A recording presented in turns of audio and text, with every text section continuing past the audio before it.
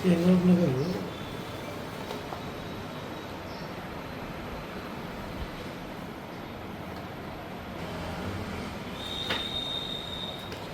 Area से कितना आपका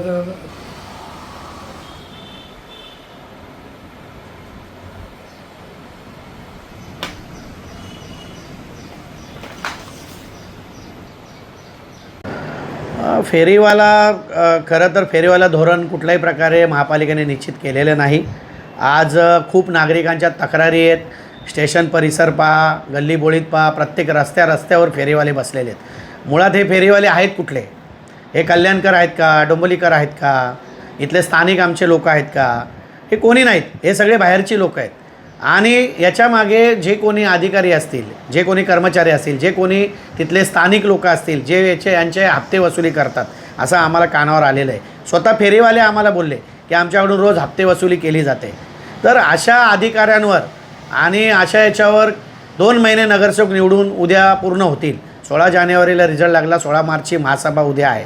तर या बाबतीत आयुक्त महोदय असतील, महापौर महोदय असतील, यांनी आदेश देऊन पण अधिकारी त्यांचा आदेश पाळत नाही, तर याच्यावर कारवाई झाली पाहिजे ना। या फेरीवाल्यांचं जी संघटना त्याच्यामागे राजकीय नेते आहेत, म्हणजे खरं म्हटलं तर तुमच्या पक्षातील काही नेते आहेत, त्यावर तुमची नाही ठीक आहे, सर्वच पक्षातले नेते फेरीवाल्यांसाठी लढत असतात, आनंदाची बाब आहे। पण फेरीवाला कुठं बसला पाहिजे, त्याचं धोरण निश्चित झालं पाहिजे आणि गोरगरिबाला न्याय मिळाला पाहिजे, पण तो कल्याण डोंबिवलीचा असला पाहिजे। आणि रस्त्यावर बसण्याची परवानगी तर कोणीच देऊ नये। शेवटी नागरिकांची जी भावना आहे, फुटपाथ मोकळे असले पाहिजेत, रस्ते मोकळे असले पाहिजेत। अनेक अपघात झालेत आजपर्यंत, तुम्ही प्रत्येक एरियाचा जर लेखाजोखा घेतला, कल्याण डोंबिवलीमध्ये किती अपघात झाले या फेरीवाल्यांमुळे, किती वेळा वाहतूक कोंडी झालेली आहे। आज स्टेशन परिसरात तुम्ही जा, गल्लीबोळीत जा, त्या ठिकाणी लोकांना गाड्या चालवणं कठीण झालेलं आहे। डोंबिवलीमध्ये भाजप, माझं सांगणं आहे की आत्ताच 5 वर्षानंतर निवडणुका झाल्यात। आज बरोबर त्याला 2 महिने पूर्ण निवडून आलेला नगरसेवकांना झालेले आहेत। उद्या महासभेमध्ये हा 10 नंबरचा विषय घेतलेला आहे, आमच्या एका भाजपाच्याच नगरसेवकांनी घेतलेला आहे। तर या प्रस्ताव सूचनेवर उद्या मोठी चर्चा होणार आहे। आणि तुम्ही पाहताय की प्रत्येक लोकप्रतिनिधीची हीच इच्छा आहे की कुठल्याही रस्त्यावर फेरीवाले बसले नाही पाहिजेत।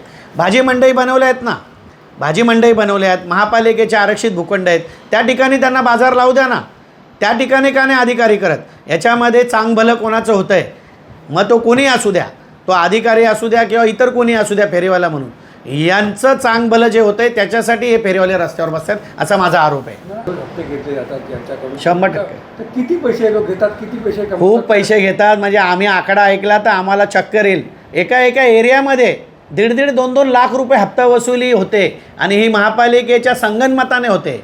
हे खूप दुर्दैवी आहे। माझ्याकडे अशी माहिती आहे, काही शिपाई आहेत, त्यांचे 2-2, 3-3 फ्लॅट आहेत, काही अधिकारी आहेत, यांना ते पैसे देतात। आम्ही जेव्हा प्रत्यक्षात फील्डवर उतरलो, आमचे नगरसेवक उतरले, तर ते बिचारे फेरीवाले हे आम्हाला सांगते हैं, साहब उधर हफ्ता देना पड़ता है, इधर हफ्ता देना पड़ता है, इधर ये करना पड़ता है, उधर ये करना पड़ता है, हम कैसा क्या इधर से ये करेंगे।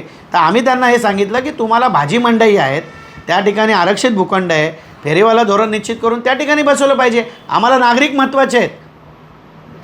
भूमिका हीच आहे की उद्याच्या महासभेमध्ये सर्व नगरसेवक चिडलेले आहेत आणि सगळे नगरसेवक हा मुद्दा घेणारच आहेत।